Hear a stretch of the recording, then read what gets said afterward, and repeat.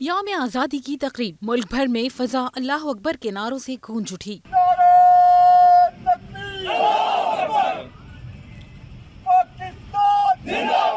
وفاقی دارالحکومت اسلام آباد میں 31 توپوں کی سلامی دی گئی۔ نماز فجر کے بعد ملکی سلامتی اور خوشحالی کے لیے خصوصی دعائیں مانگی گئیں۔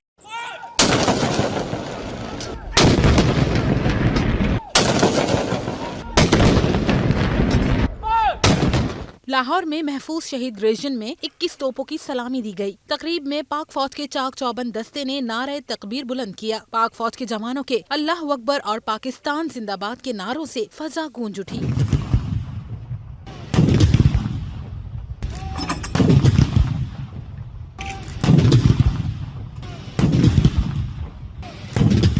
پشاور میں بھی جشن آزادی آج پرجوش طریقے سے منایا جا رہا ہے۔ دن کا آغاز 21 توپوں کی سلامی سے ہوا، جبکہ دن بھر میں مختلف تقاریب کا انعقاد جاری ہے۔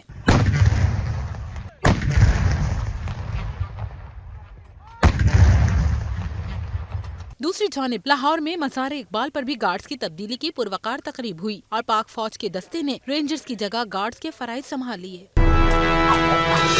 میٹرو ون نیوز، ہر پل کی خبر۔